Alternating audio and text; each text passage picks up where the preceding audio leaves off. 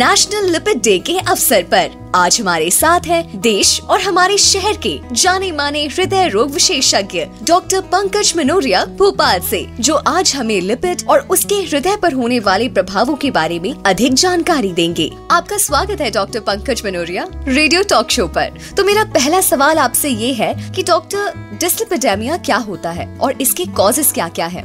Dyslipidemia मतलब कि जो ब्लड में जो कोलेस्ट्रॉल बढ़ जाता है उसको हम बोलते हैं डिस्लिपिडेमिया। अब कोलेस्ट्रॉल बढ़ने के दो कारण होते हैं। एक तो जो कोलेस्ट्रॉल होता है वो हमारे लिवर में प्रोड्यूस होता है एक एंजाइम्स के माध्यम से। अगर वो एंजाइम्स ओवर एक्टिवेट हो जाते हैं तो कोलेस्ट्रॉल का प्रोडक्शन बढ़ जाता है। दूसरा कॉज होता है एक्सोजेनस, मतलब हम जो खाने पीने की हमारी अगर गंदी आदतें हैं, ट्रांस फैट ज्यादा खा रहे हैं, फैटी फूड खा रहे हैं, तो उससे भी ब्लड कोलेस्ट्रॉल बढ़ सकता है। डॉक्टर, नॉर्मल ब्लड कोलेस्ट्रॉल में एलडीएल और एचडीएल के लेवल्स क्या क्या होते हैं? एक होता है एलडीएल, इसको हम बोलते हैं बैड कोलेस्ट्रॉल, क्योंकि यह कोलेस्ट्रॉल यही हमारी हार्ट की जो धमनियां होती है उसमें जाके फंस जाता है और हमें ब्लॉकेज बढ़ाता है। और दूसरा होता है एचडीएल, इसको हम बोलते हैं गुड कोलेस्ट्रॉल, क्योंकि इसका फंक्शन क्या होता है, जो ब्लड में जो कोलेस्ट्रॉल होते हैं उसको वापस खींच के वापस लिवर में भेज देता है, तो ब्लड स्ट्रीम से कोलेस्ट्रॉल को कम कर देता है। ये वैल्यूज डिपेंड करती है कि आप किस कैटेगरी के पेशेंट हैं। जिसको हार्ट अटैक आ चुका है उसमें एलडीएल की वैल्यू हम बोलते हैं 55 से कम होना चाहिए, और जिसको हार्ट अटैक नहीं आया उसमें 100 तक वैल्यू भी एक्सेप्टेबल होती है। और एचडीएल जो गुड कोलेस्ट्रॉल होता है उसकी वैल्यू सब में 45 से 55 के ऊपर होना चाहिए। अब डॉक्टर, एक डिस्लिपिडेमिया के पेशेंट को अपनी लाइफस्टाइल और हेल्थ रेंज कैसे मैनेज करनी चाहिए? कौन कौन सी एक्सरसाइजेस करनी चाहिए और अपने कोलेस्ट्रॉल को कैसे मैनेज करना चाहिए? देखिए, कोलेस्ट्रॉल कम करने के लिए आपको बेसिकली डाइट के 3 प्रिंसिपल्स होते हैं। एक तो आपको ट्रांस फैट्स अवॉइड करना है। ट्रांस फैट्स क्या होते हैं? कोई भी ऑयल को हम बार बार जब रीयूज करते हैं, उसको हीट करते हैं, तो उससे जो बाई प्रोडक्ट बनता है उसको बोलते हैं ट्रांस फैट्स। और ये ट्रांस फैट ही जो होता है वो हमारे हार्ट की धमनी में जमता है। तो नंबर 1 प्रिंसिपल है ट्रांस फैट्स अवॉइड करना है। नंबर 2 हाई ग्लाइसेमिक फूड, उसको अवॉइड करना है। स्टार्टिंग में शुगर बढ़ता है तो उससे कोलेस्ट्रॉल बढ़ने का भी चांस बहुत बढ़ जाता है। और नंबर 3 आपको फूड में ओमेगा 3 फैटी एसिड और एंटीऑक्सीडेंट की मात्रा को बढ़ाना है। डॉक्टर, डिस्लिपिडेमिया के पेशेंट्स को अपना कोलेस्ट्रॉल कब और कैसे चेक करना चाहिए? हम लोग रिकमेंड करते हैं एटलीस्ट 3 से 6 महीने में अपना रेगुलर ब्लड पूरी लिपिड प्रोफाइल कराना चाहिए रेगुलर। देखिए, इसमें जो ब्लड कोलेस्ट्रॉल करने की जो मेन ड्रग होती है उसको हम बोलते हैं स्टैटिन। स्टैटिन क्या करती है, जो लिवर एंजाइम्स होते हैं जो हाइपर एक्टिवेट हो जाते हैं पेशेंट्स में, जिसकी वजह से ब्लड कोलेस्ट्रॉल बढ़ता है, वो उस एंजाइम को इनहिबिट करती है, उसको दबाती है।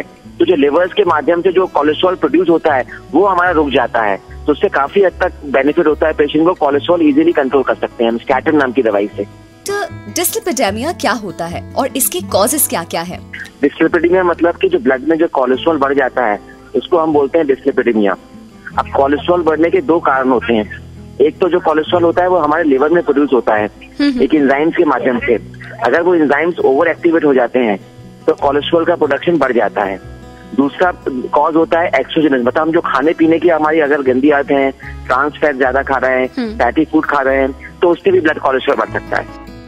डॉक्टर, नॉर्मल ब्लड कोलेस्ट्रॉल में एलडीएल और एचडीएल के लेवल्स क्या क्या होते हैं? एक होता है एलडीएल, इसको हम बोलते हैं बैड कोलेस्ट्रॉल, क्योंकि यह कोलेस्ट्रॉल यही हमारी हार्ट की जो धमनियां होती है उसमें जाके फंस जाता है और हमें ब्लॉकेज बढ़ाता है।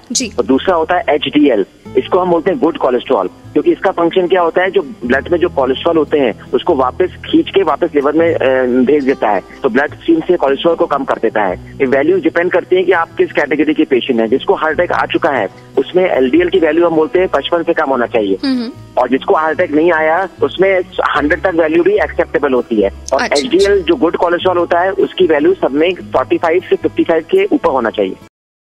स्वस्थ तन में स्वस्थ हृदय धड़कता है, जिसकी धड़कन जीवन को खुशहाल बना देती है। आइए इस 10 मई 2023 नेशनल लिपिड डे के अवसर पर RxTor रेडियो टॉक शो पर जानिए कैसे रखें अपने दिल का खास ख्याल भारत के प्रसिद्ध हृदय रोग विशेषज्ञ डॉक्टर पंकज मनोरिया फ्रॉम भोपाल। तो ट्यून इन करना ना भूलें 10 मई 2023 को शाम 5 से 7 बजे तक 98.3 मिर्ची पर। A public awareness initiative by Ipca Laboratories Limited, the makers of RxTor and RxTor Gold.